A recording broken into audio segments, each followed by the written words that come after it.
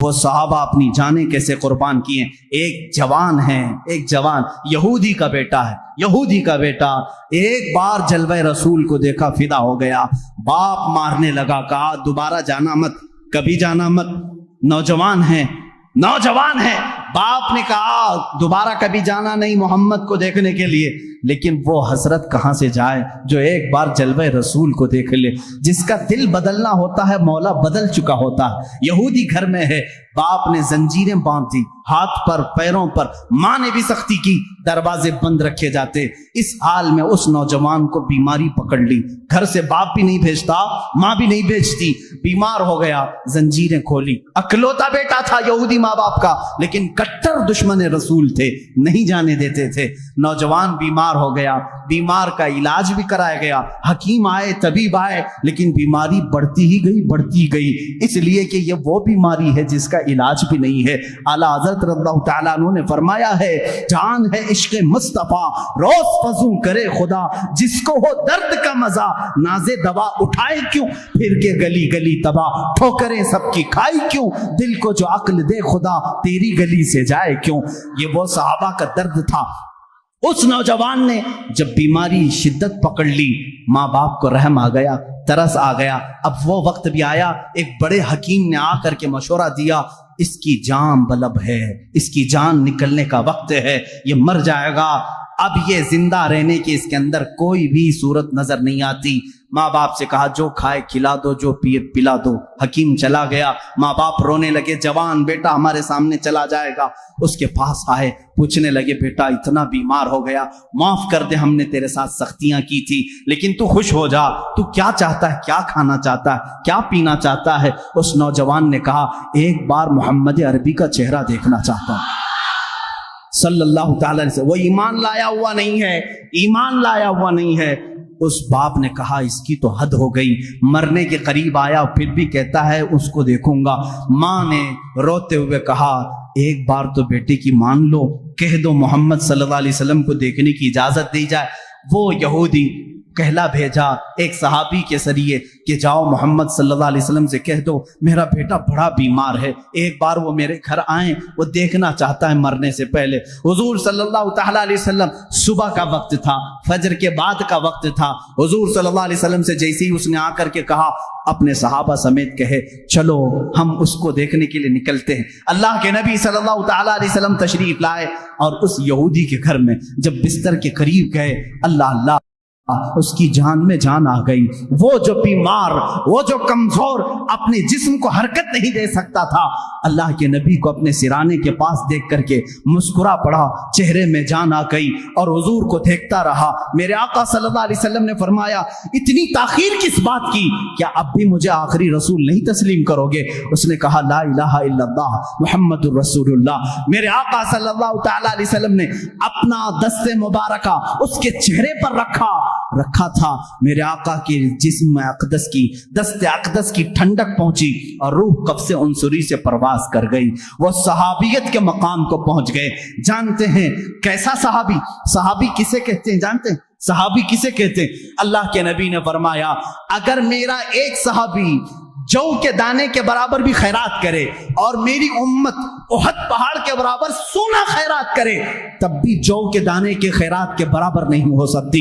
صحابی کے مقام کو پوری امت نہیں پہنچ سکتی. ارے چلو پیر پیرا میر میرا شیخ عبد القادر جیلانی سے پوچھیں، سرکار غوث اعظم سے پوچھیں، آپ بتائیں صحابی کا مقام بڑا ہے یا غوث کا مقام بڑا ہے؟ ہم تو غوث کہتے ہیں نا شیخ عبد القادر جیلانی کو.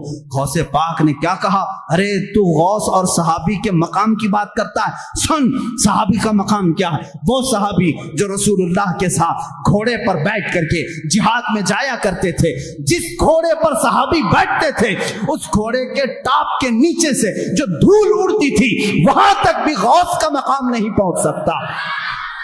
غوث کا مقام وہاں تک نہیں پہنچ سکتا. صحابی کے گھوڑے کے ٹاپ کے نیچے کی دھول تک اس صحابی کے مقام کو غوث نہیں پہنچ سکتا. اور غوث ہزاروں عبادتیں کر چکا ہے، ہزاروں ریاضتیں کر چکا ہے، لیکن آؤ اس جوان صحابی کے مقام کو تو دیکھو۔ صبح کے وقت میرے آقا تشریف لائے ہیں اور چند منٹوں کے بعد انتقال بھی ہو گیا ہے، اور صحابیت کا مقام، اور حد یہ ہے کہ پوری زندگی میں ایک نماز پڑھنے کا بھی وقت نہیں آیا۔ فجر سے ظہر کے بیچ میں ایمان لائے، فجر سے ظہر کے بیچ میں ایمان لائے اور دنیا سے چلے بھی گئے، اور مقام کون سا حاصل کیا؟ صحابیت کا، غوث سے بھی بڑا مقام۔ یہ برکت تھی صرف جلوہ رسول کو دیکھنے کی۔ انہیں نہ دیکھا تو کس کام کی ہیں یہ آنکھیں کہ دیکھنے کی ہے ساری بہار آنکھوں میں، اگر رسول اللہ کو نہ دیکھا تو کس کام کی ہیں یہ آنکھیں۔ میرے عزیزو، صحابہ کے معاشرے کو میں بتا رہا تھا، آج میں اپنی گفتگو کو یہیں پر سمیٹتا ہوں اور سب کو جا کر کے یہ دعوت فکر دیتا ہوں۔ اگر جذبہ پیدا کرنا ہو تو آپ کو فلمی ہیرو اور دنیاوی کیریکٹر کو نہیں، آج میں اپنے نوجوانوں کو دیکھ کر کے کبھی کبھار سہم جاتا ہوں، تمہارے بال کس کی علامت ہیں، تمہارے کپڑے کس کی علامت ہیں، تم اپنے لباس کو پھاڑ کر کے پہن رہے ہو اس لیے کہ فلاں فلم میں کسی ہیرو نے کپڑے پھاڑ کر کے پہنے تھے۔ تم اپنے لباس کو دیکھو ذرا، اور تم اپنے بالوں کو لہراتے ہو کسی ہیرو کے سٹائل میں۔ تم غلام ان کے نہیں ہو، تم غلامی میں بندھے ہو رسول اللہ کی۔ تم کبھی یہ جا کر کے کیوں نہیں پوچھتے میرے آقا صلی اللہ علیہ وسلم کا لباس کیا تھا؟ چلو وہ اگر لباس نہ ملے تو کم سے کم یہ تو پوچھتے میرے نبی کو کون سی شکل پسند تھی، کون سی غذا پسند تھی۔ یہ وہ صحابہ تھے جو حضور کے ہر غذا کو چن چن کر کے پسند کر کے کھایا کرتے تھے۔ حضرت عثمان رضی اللہ تعالیٰ عنہ، حضرت ابو بکر، یہ وہ صحابہ ہیں۔ دسترخوان پر ایک بار کدو آئے، لوکی شریف آئی، کسی نے کہا مجھے یہ پسند نہیں ہے، صحابی کھڑے ہوئے اور تلوار نکالی، کہا واپس لے اپنے جملے کو نہیں تو قتل کر دوں گا۔ کہا کیوں؟ کدو نہ کھائیں گے تو قتل کریں گے۔ کہا نہ کھانا نہ کھا، لیکن یہ نہ کہہ کہ پسند نہیں، اس لیے کہ یہ کدو میرے نبی کو پسند ہے، میں برداشت نہیں کر سکتا اس چیز کو۔ وہ صحابہ کا ایمان تھا۔ صدیق اکبر کے بیٹے کہتے ہیں میں کافروں کی طرف سے آیا تھا جنگ بدر میں، آپ حضور کی طرف سے آئے تھے، بعد میں وہ ایمان لائے۔ وہ بیٹے کہتے ہیں آپ 3 بار میری تلوار کے نیچے آ گئے تھے لیکن میں مارا نہیں، آپ باپ تھے۔ صدیق اکبر کہتے ہیں قسم خدا کی اگر تو ایک بار بھی آتا تو میں کاٹ دیتا، اس لیے کہ تو آیا تھا دشمنان رسول کے ساتھ۔ یہ صحابہ کا ایمان تھا۔ حضرت عمر رضی اللہ تعالیٰ عنہ راستے سے جا رہے ہیں، ایک بار درخت کے نیچے سے اپنا امامہ اس پہ لٹکانے لگے، اچھل اچھل کے گھوڑے پر بیٹھے۔ لوگوں نے کہا یہ کیا ماجرا ہے، امامہ لٹکا رہے ہیں اس پر۔ حضرت عمر کہتے ہیں ایک بار میں نبی کے ساتھ یہاں سے جا رہا تھا، یہ درخت کی ٹہنی تھوڑی نیچے لٹک رہی تھی، میرے آقا کا امامہ اس میں الجھ گیا تھا، حضور کا امامہ کھل گیا، میرے آقا نے پھر سے اس کو باندھا اور چلے گئے۔ آج میں یہاں سے گزر رہا تھا، ٹہنی اوپر ہے لیکن میں چاہتا تھا کہ نبی کی ادا پر عمل کر لوں، حضور کی ایک ادا بھی چھوٹنے نہ پائے۔ امام احمد بن حنبل ہیں، کہتے ہیں مجھے تربوز بہت پسند تھا، کلنگڑ بہت پسند تھا، اور میں نے سنا ہے کہ حضور نے بھی کھایا ہے، میرے آقا صلی اللہ علیہ وسلم نے بھی تناول فرمایا، لیکن زندگی بھر خالی دیکھتے تھے اور کھائے نہیں۔ پوچھا لوگوں نے کیوں نہیں کھاتے، آپ کو معلوم ہے، آپ کو بھی اچھا لگتا ہے، حضور نے بھی کھایا ہے۔ کہتے میں انتے اور یہ شیعوں کو معلوم ہے، وہ جانتے ہیں کہ یہ سنی اہل بیت سے بہت محبت کرتے ہیں، ان کو بلیک میل انہی ناموں سے کیا جائے، تو یہ آتے ہیں ہمارے درمیان الگ الگ پردے اوڑھ کر کے، الگ الگ لباس اوڑھ کر کے آتے ہیں، اور تمہارے اندر وہ بیکٹیریا، وہ جراثیم ڈالنے کی کوشش کرتے ہیں جو ان کے عقیدے ہیں۔ اگر میں وہ عقیدے کھولوں تو یہاں بڑی طویل بحث چلی جائے گی، میرا ٹاپک ہی ہٹ جائے گا، بعد میں بات یہ ہو جائے گی کہ پوری تقریر اسی پر ہونا پڑے گی کہ ان کے عقائد آج جامع ازہر میں ہم نے پڑھا بھی ہے۔ یہ لوگ حضرت علی کرم اللہ وجہہ الکریم کو انبیاء اکرام سے افضل کہتے ہیں۔ ہم بھی حضرت علی کی محبت اور ان کی تعظیم کو اپنا ایمان کا حصہ سمجھتے ہیں، لیکن رسول پاک صلی اللہ علیہ وسلم اور انبیاء سے بڑھ کر کے نہیں، نبی سے بڑھ کر کے کوئی غیر نبی نہیں ہو سکتا۔ اور یہ مولا علی کرم اللہ وجہ الکریم کے متعلق بعض شیعہ تو یہاں تک کہتے ہیں، معاذ اللہ، اب بھی موجود ہے انٹرنیٹ پر ایسے ویڈیو کلپس بھی موجود ہیں، کچھ شیعہ یہ تک کہہ جاتے ہیں اللہ فاطمہ زہرا کے گھر کو اپنی داڑھی سے جھاڑو لگاتا ہے، معاذ اللہ رب العالمین، نعوذ باللہ من ذالک۔ یہ ایسے جملے ہیں جس کو کہنے سے بھی دل کتراتا ہے۔ اہل بیت کی محبت سر آنکھوں پر، لیکن ان کو خدا کے درجے تک پہنچانا یہ شرک ہے۔ یہی تو عیسائیوں نے کیا۔ عیسائی پہلے صحیح مومن تھے، لیکن چلتے چلتے بعد میں انہوں نے عیسیٰ علیہ السلام کو خدا کا بیٹا کہنا شروع کر دیا، حضرت مریم کو خدا کی بیوی کہنا شروع کر دیا۔ اسی طرح شیعہ بگڑ گئے۔ سارے شیعوں کی بات نہیں کر رہا، اس میں کچھ فرقے ہیں جو غلات ہیں، غالی شیعہ ہیں، اللہ ان کی نحوستوں سے محفوظ رکھے۔ اسی لیے میرے عزیزو، اہل سنت و جماعت کا دامن کبھی ترک نہ کرنا، کبھی نہ چھوڑنا۔ یہ ایسا درمیانی راستہ ہے جس مسلک میں آج ہمیں صحابہ کی تعظیم بھی سکھائی جاتی ہے اور اہل بیت اطہار کی تعظیم بھی سکھائی جاتی ہے۔ یہاں ایک بال برابر بھی ہمیں ادھر سے ادھر ہونے نہیں دیا جائے گا، ایک بات سمجھ کر کے چلیں۔ اور جب ایسے موضوعات چھڑ جائیں کہیں مجلسوں میں، یہ بات بھی سمجھ کے چلو، صحابہ کو ایک طرف لے کر کے، اہل بیت کو ایک طرف لے کر کے، آج انٹرنیٹ پر کچھ ایسے مناظرے کرنے والے ہیں، فیس بک کے مناظر بہت سے ہیں، سوشل میڈیا کے بڑے بڑے مناظر ہیں، نکڑ پر بیٹھ کر کے اور گٹر پہ بیٹھ کر کے مناظرے کرتے رہتے ہیں۔ کس بات پر؟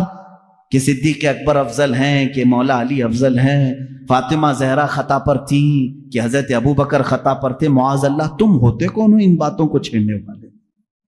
14 صدیاں گزر گئیں، نہ تم ان کے زمانے میں ہو، نہ تمہارے باپ داداؤں نے انہیں دیکھا ہے، اور آج بیٹھ کر کے تمہارا ایمان کتنا ہے، تمہارا عمل کتنا ہے، تمہارا علم کتنا ہے، اتنی مقدس ہستیوں پر تم آج انٹرنیٹ پر بیٹھ کر کے مناظرے کر رہے ہو۔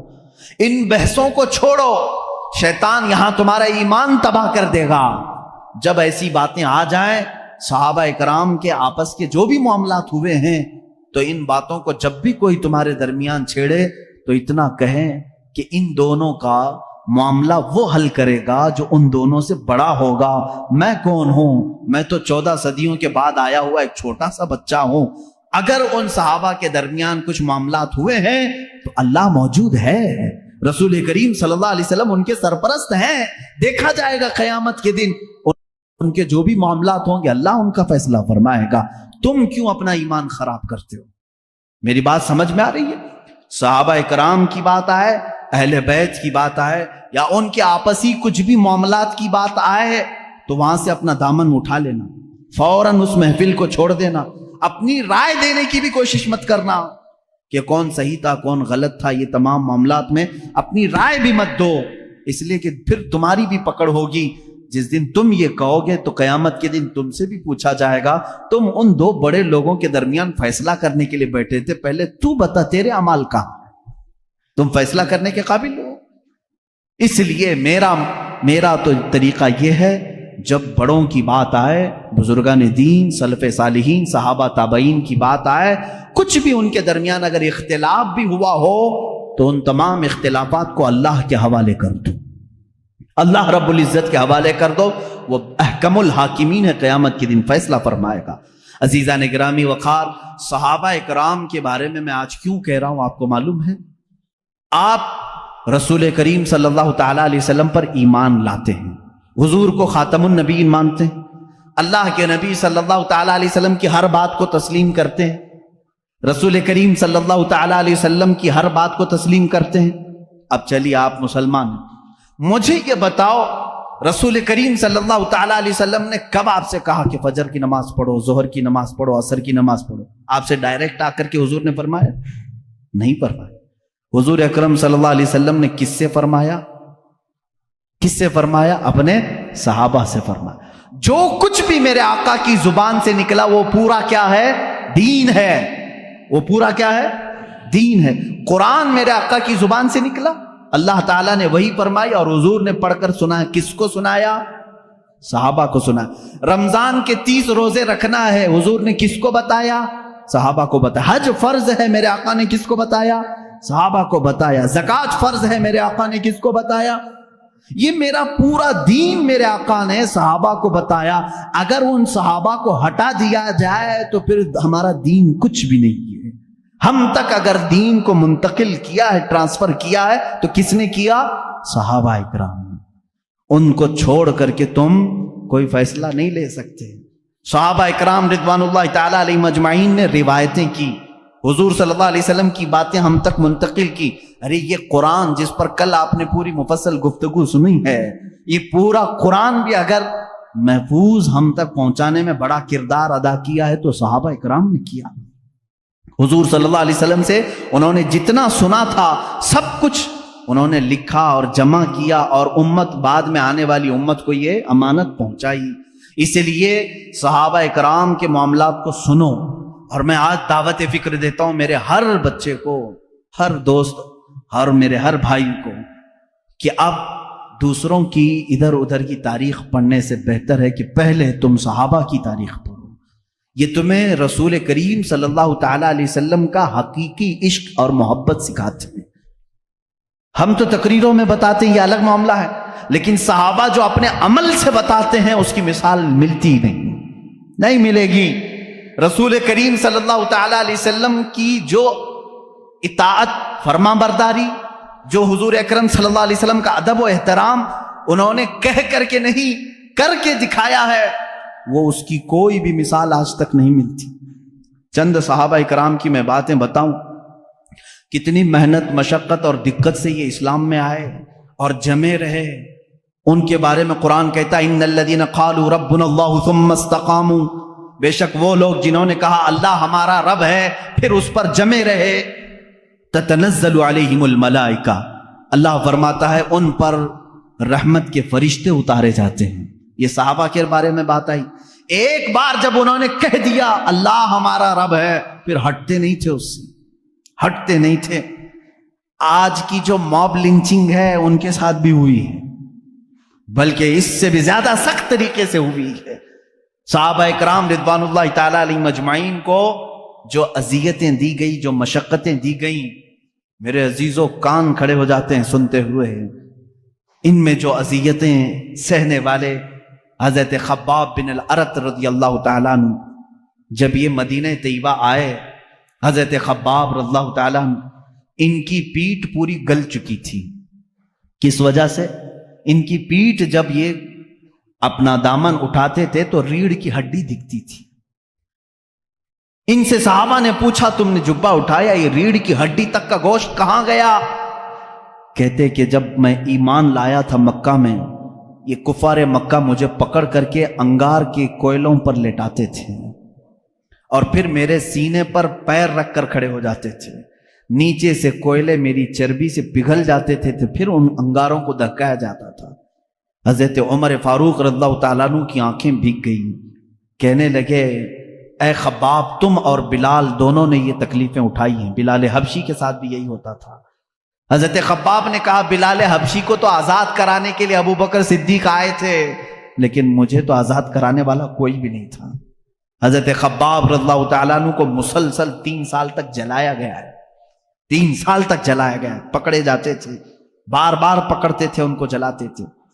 حضرت بلال حبشی رضی اللہ تعالیٰ عنہ کا ایمان تو دیکھیں.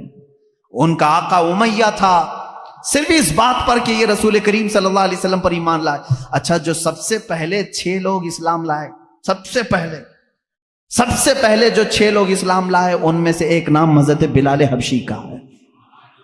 سٹارٹنگ بالکل، جس میں حضرت ابو بکر صدیق رضی اللہ تعالیٰ عنہ، حضرت علی کرم اللہ وجہ الکریم، سیدہ خدیجہ الکبریٰ رضی اللہ تعالیٰ عنہ، حضرت زید رضی اللہ تعالیٰ عنہ، حضرت بلال حبشی رضی اللہ تعالیٰ عنہ، ان کے نام آتے ہیں. یہ وہ لوگ ہیں جو سب سے پہلے ایمان لانے والوں میں سے. حضرت بلال کو ان کا آقا پکڑتا تھا اور وہ کہتا تھا کیا میں تیرا رب نہیں ہوں؟ حضرت بلال کہتے تھے نا، ربنا اللہ، ہمارا رب تو اللہ ہے، تو رب ہو ہی نہیں سکتا. اس کے غلام تھے وہ، اس وقت غلامی کا دور تھا. آقا جو کہے غلام کو ماننا پڑتا تھا. وہ اپنے 2 بدماش بیٹوں کے ہاتھ میں دے دیتا تھا. حضرت بلال رضی اللہ تعالیٰ عنہ کو ایک بڑے ڈرم میں وہ ڈال کر کے دن بھر اس کا ڈھکنا بند کر کے رکھتے تھے. بڑے سے ڈرم میں ڈال کر کے اس کا ڈھکن بند کر کے رکھتے تھے. شام کو کھولتے تھے بغیر کھانا پانی دیے ہوئے، پھر ان کو مارتے تھے مسلسل. اور ایک دن تو اوباش لڑکوں کے ہاتھ میں ان کے آقا نے پیر میں رسی باندھ کر کے دے دیا. وہ بدماش لڑکے مکہ کی گلیوں میں حضرت بلال کو کھینچتے ہوئے لے جاتے تھے. اور وہ مکہ کی تپتی ہوئی گلیاں جب دھوپ چلچلاتی رہتی تھی، اس میں حضرت بلال کو ننگی پیٹ وہ کھینچتے ہوئے لے جاتے تھے.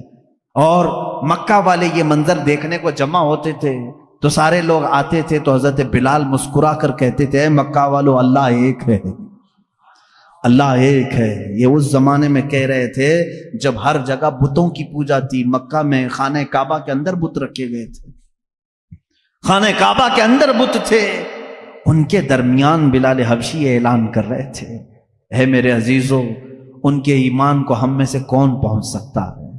آج ہم پر تھوڑی سی آفت بھی نہیں ٹوٹی کہ لوگ اپنا اسلام چھپانا شروع کر دیے، آج لوگ مصلحت کی بات کرنے لگ گئے۔ زمانہ ایسا ہے مولانا، اب تو سوچ سمجھ کے چلنا پڑتا ہے۔ میرے بھائی اب کی بات کر رہے ہو، کیا بلال حبشی کا زمانہ اچھا تھا؟ وہ زمانہ کتنا خطرناک تھا، کیا وہ زمانہ آج ہے تمہارے ساتھ؟ لوگ آج ہم سے کہتے ہیں نہیں اب ویسا نہیں چلے گا، اب تھوڑا سا زمانہ بدل گیا۔ اب زمانہ بدلا نہیں، یہ اللہ کا شکر ادا کرو کہ اب بھی اللہ نے تمہیں سجدوں کی اجازت دی ہے، یہ مہلت رکھی ہے، آزادی ہے آج بھی، پھر بھی تم مصلحت کی بات کرتے ہو۔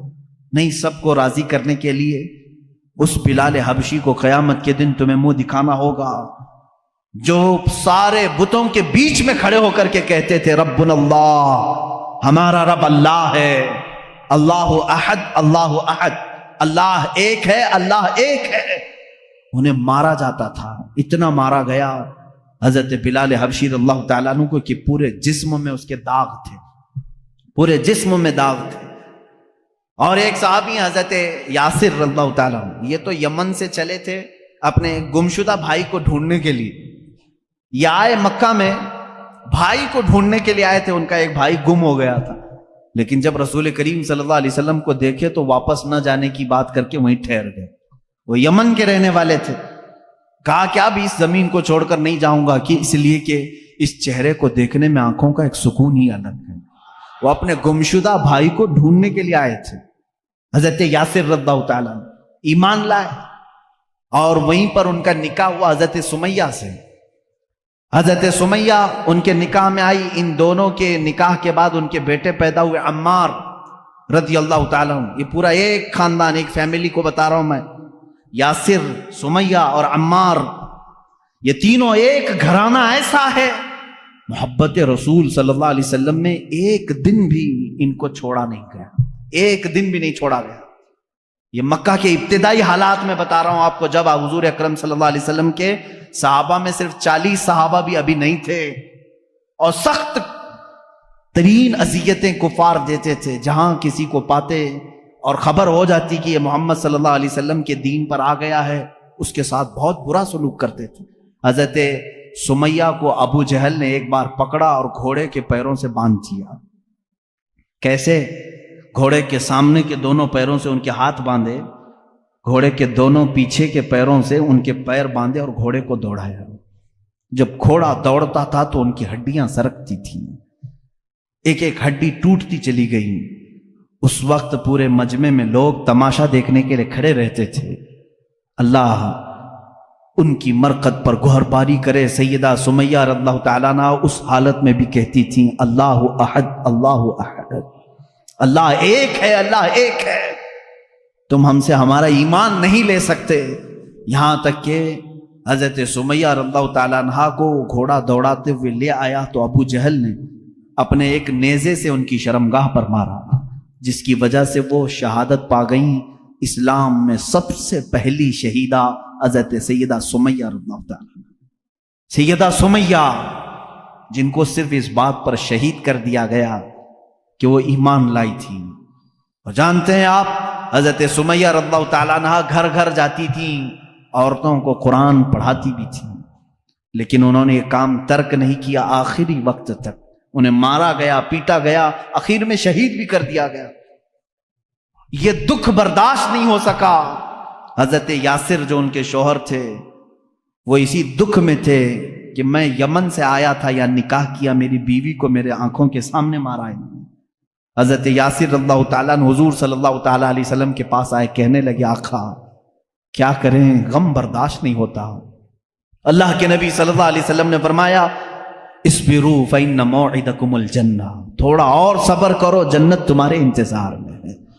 حضرت یاسر رضی اللہ تعالیٰ عنہ کو بھی ان کفار مکہ نے پکڑا اور ان کے ساتھ بھی بہت برا سلوک کیا، وہ بھی شہید ہوئے۔ یہ اسلام کے 2 سب سے پہلے شہید ہیں۔ حضرت عمار جو بیٹے اکیلے بچ گئے تھے، جن کی آنکھوں کے سامنے ماں کو بھی مارا گیا ہو، باپ کو بھی مارا گیا ہو، ان کو کفار مکہ نے بلا کر کے سمجھایا، دیکھ تیری ماں بھی چلی گئی اور وہ بھی بری طرح زخمی تھی، ہڈیاں ٹوٹ گئی تھی، تیرے باپ بھی دنیا سے چلے گئے، تو اکیلا رہ گیا، کیوں محمد کے پیچھے لگا ہے صلی اللہ علیہ وسلم؟ کیوں تو اپنے مکہ والوں کو چڑھاتا ہے؟ چھوڑ دے اس دین کو، اس میں امن ہے، خیر ہے، ہم سارا مال تجھے دیتے ہیں اور تجارت میں تجھے ماہر بناتے ہیں۔ حضرت عمار نے کہا پہلے اگر بولتے تو ہو سکتا ہے کہ سوچا جاتا، میں اگر اپنے باپ اور اپنی ماں کے دین کو چھوڑوں تو غدار بیٹا کہلاؤں گا۔ مجھ سے یہ کیسے ممکن ہے کہ میں نے اپنے آنکھوں کے سامنے دیکھا کہ میرے باپ نے جاتے جاتے مجھے یہ وصیت کی ہے کہ مر جانا تو ایمان پر مرنا، میری ماں نے مجھے یہ سبق دیا ہے، موت آئے تو تجھے عشق رسول میں آئے، مجھ سے تم میرا ایمان نہیں لے سکتے۔ کافروں نے وہی کیا جو حضرت بلال کے ساتھ کرتے، بیچ راستے میں آگ جلائی اور اس پر حضرت عمار کو لٹا دیا، ان کی پیٹھ جلنے لگی، پیروں تک آگ لگی تھی، وہ رونے لگے۔ اسی اثنا میں میرے آقا صلی اللہ علیہ وسلم کا وہاں سے گزر ہو رہا تھا، حضور اکرم صلی اللہ تعالی علیہ وسلم سے دیکھا نہ گیا۔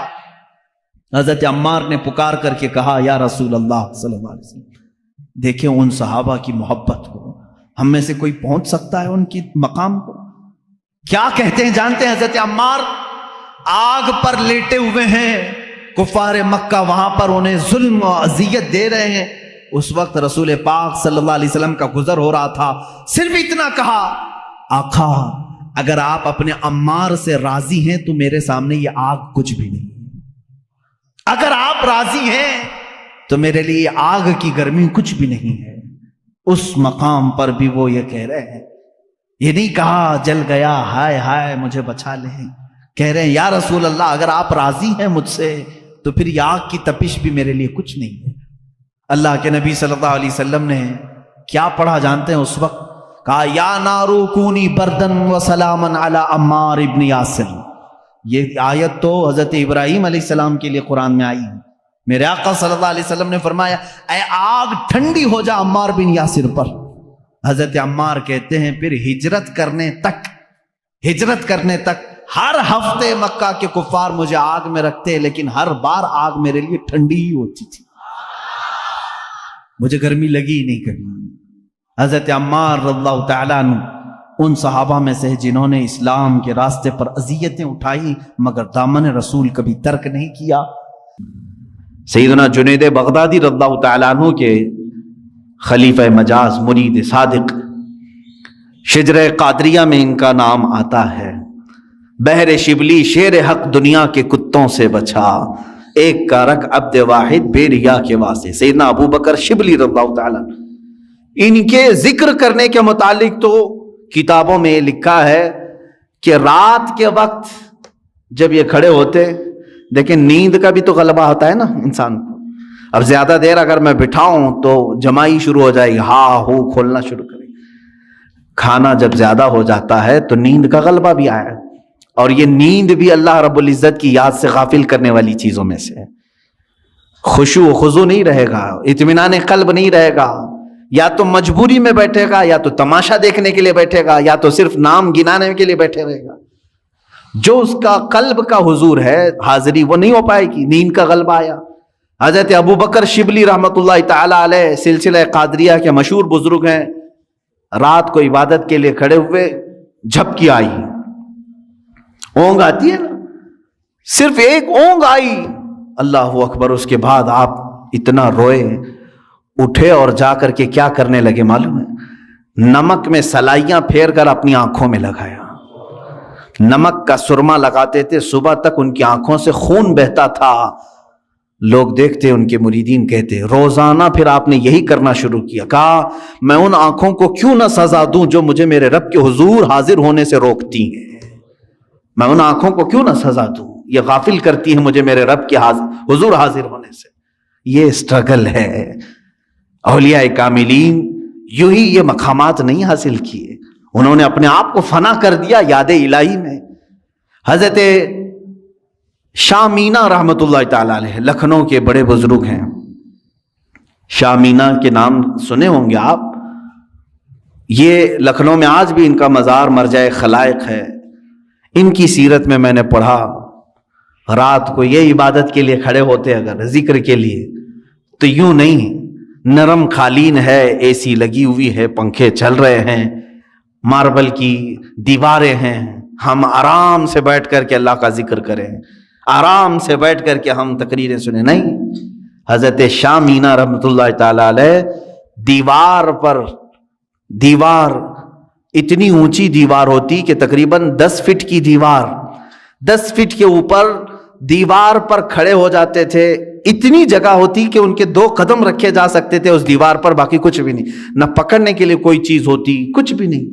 اسی حالت میں کھڑے ہوتے. لوگ کہتے زمین پر پڑے, کہتے ہیں کہیں مجھے زمین پر پڑھتے پڑھتے سستی آ گئی, کاہلی آ گئی, تو میں ڈرتا ہوں کہ میرے رب کی توہین نہ ہو جائے. میں دیوار پر اس لیے کھڑا ہوتا ہوں کہ اگر میرے جسم کو سستی آ بھی گئی تو سزا مل جائے گی, دیوار سے دھڑام سے گروں گا. جسم کو جو سزا ملنی وہ مل جائے گی. دیوار پر ایسے کھڑے ہوتے تھے, ایسے کھڑے ہوتے کہ پکڑنے کے لیے کوئی چیز وہاں پر نہیں ہوتی. ظاہر سی بات ہے بالکل الرٹ آدمی رہے گا اس طرح سے. عزیزان اکرام وقار, ان اولیاء کاملین کی عبادتوں کو ہم نہیں پہنچ سکتے, لیکن یہ واقعات ہم اس لیے سناتے ہیں کہ اس کا ایک عشر عشیر, ایک ذرہ تو ہماری زندگی میں آ سکے. ہم اگر غوثیت کے مقام کو نہیں حاصل کر سکتے تو ان کی عبادات, ان کی ریاضات کا کچھ حصہ تو حاصل کر سکیں, کچھ چیزیں ہماری زندگی میں تو آ جائیں. آج ہم برسوں سے ذکر کی مجلسوں کو چھوڑے بیٹھے ہوئے ہیں, نہ ہمیں کوئی کرانے والا ہے نہ ہم کرنے جا رہے ہیں. کبھی آپ نے دیکھا ہمارے گھروں میں ساری چیزیں بالکل جیسی چلتی تھی ویسی چل رہی ہیں, کھانا اپنے وقت پر چلتا ہے, اور کچھ لوگوں کی ہاں بالکل فکس ہے, چل رہا ہے, سیریل اس وقت چلنا ہے, فلم اس وقت چلنا ہے, وہ ریگولر چل رہا ہے, ناغا اس میں نہیں ہوتا ہے. چلیں کچھ اچھے گھر ہیں وہاں تقریریں چل رہی ہیں, نعتیں چل رہی ہیں, ٹھیک ہے, یہ سب چل رہے ہیں. کبھی آپ نے اپنے ضمیر سے پوچھا اللہ کا ذکر کہاں گیا میری زندگی سے؟ اللہ کا ذکر کہاں گیا؟ کیا میں اپنے گھر والوں کو لے کر کبھی بارگاہ رب العزت میں ذکر کے لیے مشغول ہوتا ہوں؟ نہیں ہے. سالوں سال کی فہرست نکال کر کے دیکھیں تو کوئی مجلس ذکر نہیں ملتی, کوئی محفل ذکر نہیں ملتی. آج تو حال یہ ہے کہ دنیا یہ چاہتی بھی ہے کہ تم اللہ سے اتنے دور ہو جاؤ کہ تمہیں احساس بھی نہ ہو کہ خدا ہے. معاذ اللہ رب العالمین. مجھے آج ہی اس بات کا احساس بھی ہو رہا تھا. ممبئی میں آج ممبئی کے ہمارے بچے آئے ہوئے ہیں, 6 مہینے کے بعد آج انہوں نے جمعہ کی نماز پڑھی. اس طرح سے مجمع میں آج بھی مسجدیں بند ہیں وہاں پر. افسوس ہوتا ہے مجھے, دلی افسوس ہے. جس مسجد کا میں خطیب ہوں, امام ہوں, اس مسجد کو بھی آج تالا لگا ہوا ہے. 4 یا 5 لوگ نماز کے لیے حاضر ہوتے ہیں. میں یہ بات کیوں کہہ رہا ہوں معلوم ہے؟ باقی سارے لوگ جو وہاں پر ہیں اتنا عرصہ بغیر رب ذوالجلال کی بارگاہ میں گئے گزارا نہ, تو اب دل سخت ہو گئے, اب دلوں میں کالک پڑ گئی, مہریں لگنے کا وقت آ گیا. مسجد کے پاس سے گزر جاتے ہوں گے, اندر جانے کا خیال بھی نہیں آتا ہوگا. ہاں میں سب کی بات نہیں کر رہا ہوں, کچھ کو تو دل دکھتا بھی ہوگا, اندر جائیں کیسے, میرے مولا کے حضور اپنی پیشانیاں کیسے ٹیکیں.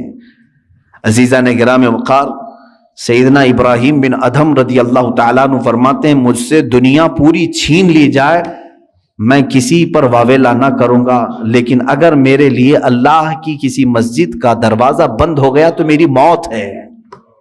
فرماتے میری موت ہے. حضرت ذوالنون مصری رضی اللہ تعالیٰ عنہ, یہ وہ بزرگ ہیں جنہوں نے 40 سال مسجد میں اعتکاف کیا لیکن ٹیک تک نہیں لگائی دیوار کو, مسجد کی دیوار کو سہارا تک نہیں لیا. وہ مسجدوں میں ان کا دل لگا ہوا ہوتا تھا. حدیث آپ پڑھ کر کے دیکھیں, اللہ کے حبیب صلی اللہ علیہ وسلم فرماتے 7 لوگ ایسے ہیں جن کو قیامت کے دن بھی اللہ اپنے عرش کا سایہ عطا کرے گا, جب کسی پر کوئی سایہ نہیں ہوگا. سورج سوا نیزے کے فاصلے پر کھلا رہے گا، لیکن 7 قسم کے لوگ ایسے ہوں گے جن کو اللہ قیامت کے دن محشر کے میدان بھی سایہ عطا کرے گا، عرش کا سایہ ملے گا، وہ چھاؤں میں کھڑے ہوں گے۔ وہ کون ہے؟ وہ 7 قسم کے لوگ پھر کبھی ذکر کروں، ان میں سے ایک بندہ ایسا ہے جس کے بارے میں میرے آقا صلی اللہ علیہ وسلم فرماتے ہیں رجل تعلق قلبہ بالمساجد، وہ آدمی جس کا دل مسجدوں میں لٹکا ہوا ہے۔ لٹکا ہوا ہے مطلب لگا ہوا ہے، اب اذان ہو کہ میں مسجد میں جاؤں، اب اذان ہو کہ میں مسجد میں آؤں۔ جس کی یہ کیفیت ہے اسے قیامت کے دن عرش کا سایہ عطا کیا جائے گا۔ لیکن افسوس ہے کچھ جگہوں پر یہ لاک ڈاؤن کے بہانے اللہ کے گھر ایسے بند کر دیے گئے، یہ سب ناٹک ہے۔ اب میں بولوں تو پھر دوسرے راستے پر چلا جاؤں گا، اس لیے کہ کبھی کبھار جذبات میں بے قابو ہو جاتا ہوں۔ جو ہمارے ساتھ کھیل کھیلا جا رہا ہے فقط ایک بہانہ، کورونا کورونا کورونا، یہ کیا چیز ہے؟ اس کی کوئی لاجک آج تک سمجھ میں نہیں آ رہی ہے، کوئی اس طرح کی آتھینٹک بات سمجھ میں نہیں آ رہی ہے، اور ساری پبلک بیوقوف بنتی ہے اور وہ بنا رہے ہیں۔ عجیب سی بات ہے، کچھ گدھے پورے ملک کو چلا رہے ہیں اور سب کو قائل بھی کر رہے ہیں، اور سب خاموش بھی ہیں بیٹھے ہوئے، پوری مارکیٹ بھری ہوئی ہے کھچا کھچ، کورونا نہیں آتا، بسیں چل رہی ہیں کورونا نہیں آتا، ٹرینیں چل رہی نہیں آتا ہے۔